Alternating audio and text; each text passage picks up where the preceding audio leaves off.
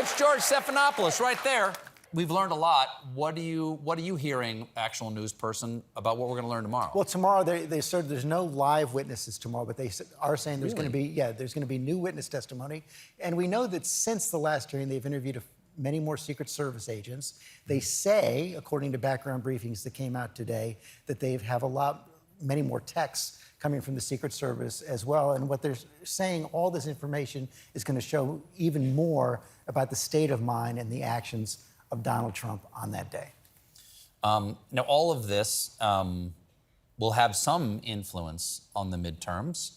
People say that it has, not a lot, but some. Concern about democracy is one of the things that, at least on the Democratic side, people are motivated to vote on. What are the biggest races that you're looking at come November 8th?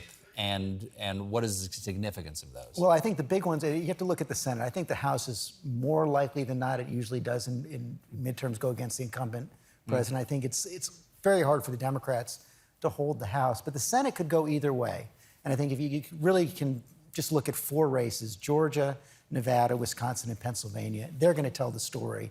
Whichever party wins, if one party wins 3 of the 4, they're going to control the Senate, I believe.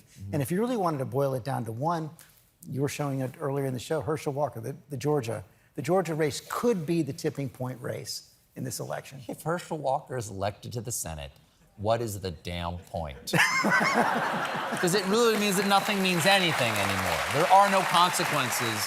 There are no consequences at all for hypocrisy then. It's been a mind-blowing couple of weeks. There's been no question about that. You used to work in politics. Yeah. Were there ever consequences for hypocrisy? Oh, sure. I mean, people used to be in fear of being called out for flipping positions or, lying about paying for an abortion, if that's in fact what happened. And you used to pay a price for it. But one of the most chilling things about the last several years, I mean, going back to the Access Hollywood tape, is how people can process new information that they would normally be troubled by, but if it's about their team, they close ranks.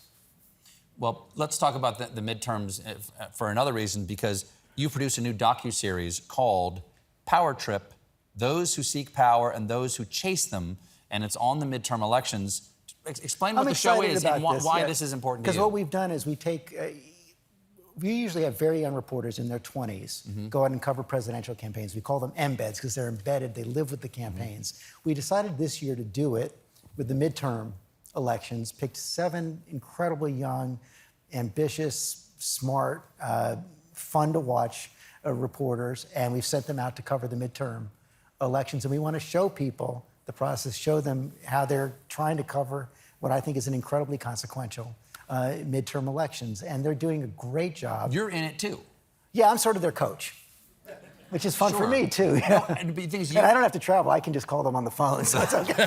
Nice. So you coach the reporters, but if you had to, you could coach the people they're covering too, because you understand what it's like I've been on the other side. And we talk talk about that as well. One of the things we draw on in this show is my background in politics. I worked in Congress for many years. I worked in the Michael Dukakis campaign and, of course, for Bill Clinton, both in his campaign and first term in the White House. And I use what I learned there to help inform what's going on now. We have a clip here. Anything you need to set up? I'm talking to a reporter, Laylee, who's covering the Herschel Walker campaign. And I'm, again, going back to my experience in Clinton years, as she's talking about trying to get this story from Herschel Walker. Jim? This week, I feel like I really experienced what some of the other embeds are experiencing, because all my messages to their staffers, it's just not a lot of responses coming back. I remember being on the other side as a staffer when stories like this hit. In the Clinton campaign, we got hit by the Jennifer and the draft stories, in the space of a couple of weeks. She had an affair with Democratic. And Clinton's poll numbers dropped a lot. On the character. Governor, are you draft? Look at the facts here. And part of the way he fought back was to go confront it, was to answer every question. Do you get the sense that Walker is now trying to move towards that by taking these questions today? No. I think that this was the campaign's way of making sure that the press got off their back a little. Now his campaign staffers can say, hey, he gaggled. Yeah. She gave a good answer right She there. sure did. Yeah, she it's sure great. did. And this is available on Hulu. We drop one every Sunday. George, good Thank to see you. Power Trip is on Hulu now. It's George Stephanopoulos, everybody. We'll be right back with Marcia Gay Harden.